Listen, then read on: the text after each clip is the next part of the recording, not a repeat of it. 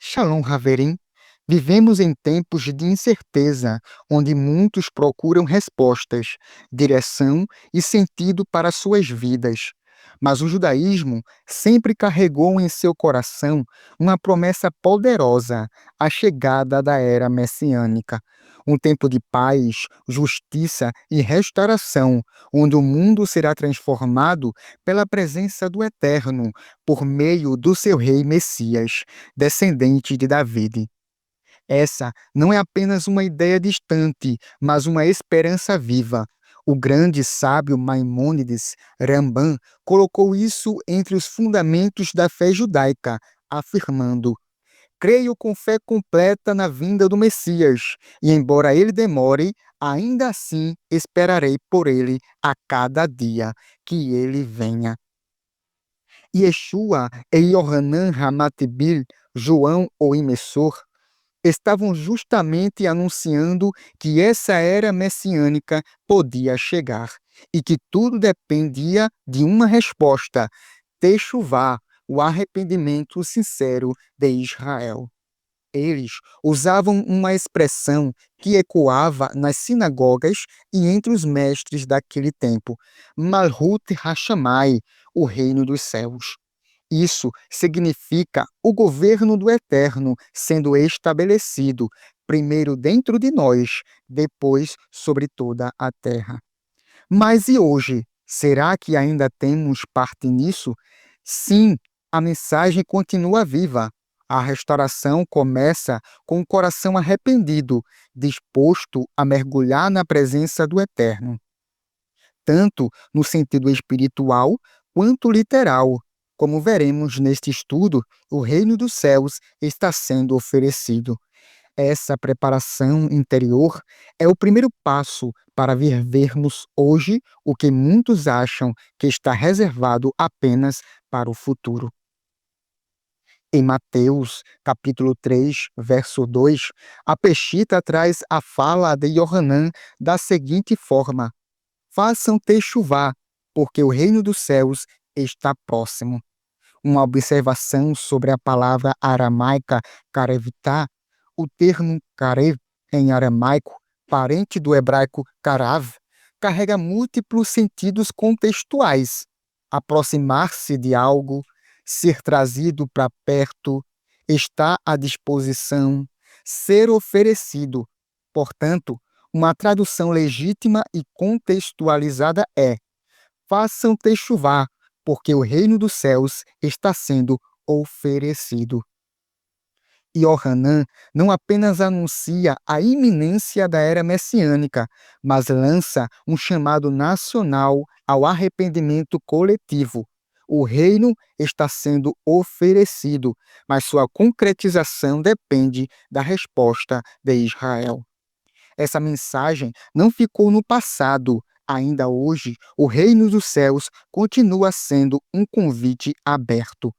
A mesma lógica de aliança condicional se aplica.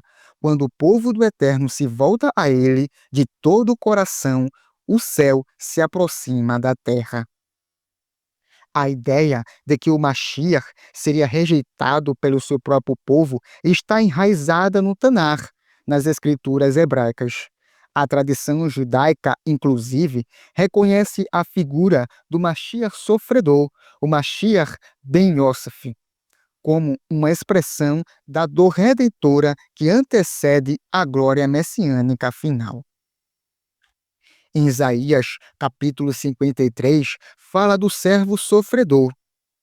Foi desprezado e rejeitado pelos homens, homens de dores, experimentados no sofrimento, e nós não fizemos caso dele.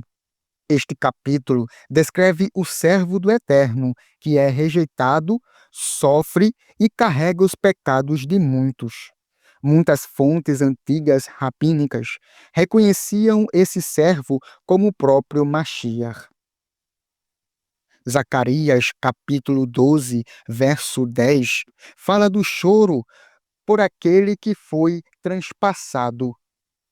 E olharão para mim, aquele a quem transpassaram, e prantearão por ele, como quem pranteia por um filho único.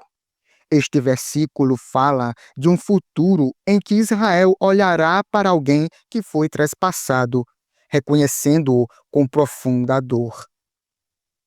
Salmos 118, verso 22, fala da pedra que os construtores rejeitaram.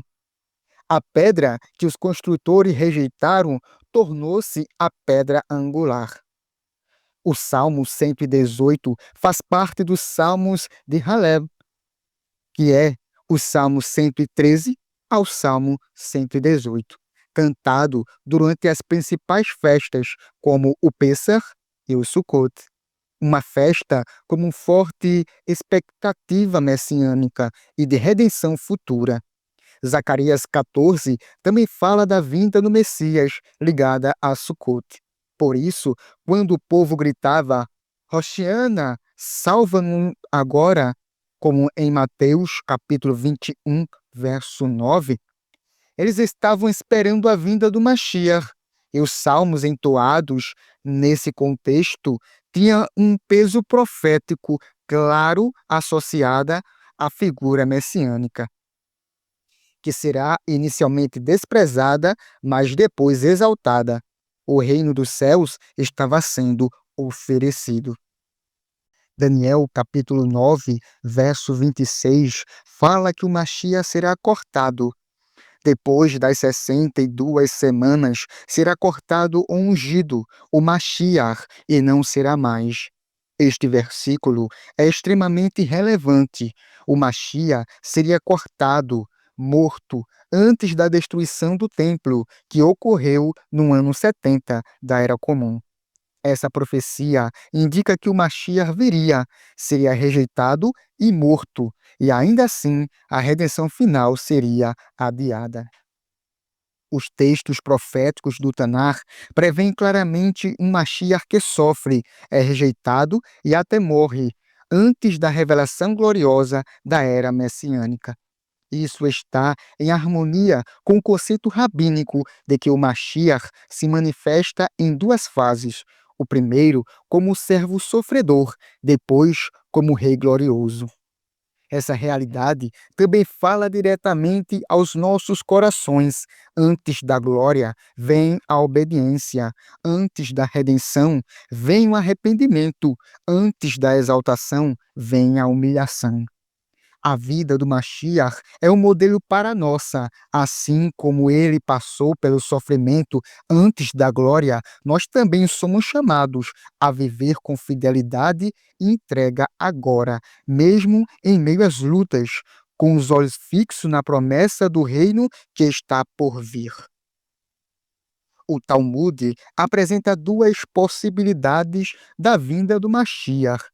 A ideia de que o Mashiach poderia vir de duas maneiras diferentes, ou com glória celestial, ou com mudade, está registrado claramente no Talmud Baveli. No Tratado de Sanhedrin 98a, o Rabi Alexandre disse: Rabi Yehoshua ben Levi apontou uma contradição. Está escrito: com as nuvens do céu veio um como filho do homem. Daniel, capítulo 7, versículo 13. E também está escrito: eis que o teu rei vem a ti, justo e salvador, humilde, montado sobre um jumento. Zacarias 9, verso 9. Então ele diz: se eles forem merecedores, ele virá com as nuvens do céu. Se não forem merecedores, ele virá humilde e montado no jumento. A vinda nas nuvens representa glória divina e realeza, ou seja, o Mashiach ben David vindo em poder, redimindo Israel sobrenaturalmente. A vinda montado num jumento simboliza humildade e sofrimento, uma vinda em circunstâncias humanas, sem honra. Yeshua veio humilde e montado num jumentinho, segundo Mateus, capítulo 21, verso 5.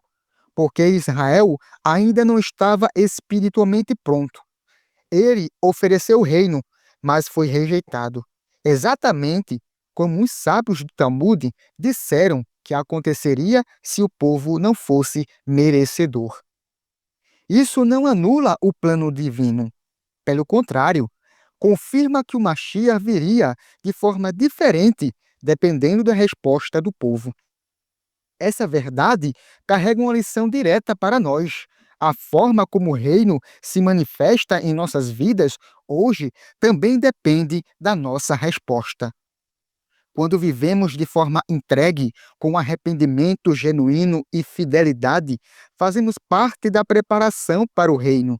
Mas quando fechamos o coração, adiamos aquilo que o Eterno quer fazer através de nós. A vinda humilde do Mashiach nos lembra que o reino começa dentro de nós, no espírito quebrantado, no coração transformado, não com poder político, mas com mudança de vida. A declaração de Yeshua em Mateus capítulo 23, do verso 37 ao 39, Jerusalém, Jerusalém, que matas os profetas e apedrejas os que a ti são enviados. Quantas vezes quis eu reunir teus filhos, como a galinha reúne seus pintinhos debaixo das asas, e não quisestes. Eis que vossa casa ficará deserta. Pois vos digo, desde agora não me vereis mais, até que digas, bendito é aquele que vem em nome do Eterno. E o que isso revela? A presença de Yeshua se retira, simbolizando o exílio espiritual. O exílio é uma das maldições preditas pela Torá, pelo descumprimento da mesma. Então, qual foi o pecado? Rejeitar o profeta como Moshe. Yeshua, segundo Deuteronômio 18. Perpetuar o padrão de rejeição dos profetas, segundo Jeremias 7. Hipocrisia e falta de justiça, misericórdia e fidelidade, segundo Mateus 23. Endurecimento coletivo contra a luz trazida pelo Mashiach. Foi por isso que Yeshua chorou sobre Jerusalém, em Lucas capítulo 19, versículo 41 ao 44. Ele sabia que a rejeição traria consequências, como a própria Torá já havia advertido. Mas Yeshua não lamentou apenas, ele apontou uma esperança concreta. A sua volta dependeu de um clamor coletivo de Israel dizendo: Baruch Rabá Beshem Adonai. Bendito é aquele que vem em nome do Senhor. Isso nos ensina algo profundo. A redenção está ligada à nossa resposta. Cada vez que alguém reconhece Yeshua como enviado do Eterno e se volta com sinceridade, um pedacinho do caminho da redenção é pavimentado.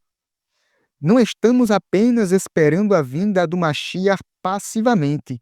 Nós participamos da preparação para ela com nossas escolhas, nossa fidelidade e nosso arrependimento hoje. A volta do Mashiach depende da Techuvá nacional. O Talmud ensina no Tratado de Sanhedrin 97b. Disse Rabi Eliezer: se Israel fizer Techuvá, serão redimidos. Se não fizerem, não serão redimidos. Perguntaram a ele: e se não fizerem Techuvá? Ele respondeu: o santo, bendito seja ele, levantará um rei, cujos decretos serão tão severos como os de Ramã, e assim Israel fará Techuvá. Reconhecer Yeshua como enviado do Eterno é parte essencial da Techuvá nacional. Não basta esperar um Messias, é preciso reconhecer aquele que foi rejeitado. O reino dos céus foi oferecido no primeiro século, mas rejeitado. O Tanar e até o Talmud revelam que o Mashiach poderia vir em humildade ou glória, dependendo da resposta do povo. A própria Escritura está repleta de profecias que indicam duas vindas distintas do mesmo Mashiach. A redenção final ainda está sendo oferecida, mas ela só se concretizará quando Israel, em unidade, declarar Baruch Rabá Beshem Adonai. Bendito é aquele que vem em nome do Eterno. Yeshua é o Mashiach rejeitado, mas prometido. E sua volta não depende de cálculos místicos ou apenas de sinais nos céus, mas da techuvá nacional, da unidade do povo e da preparação do caminho.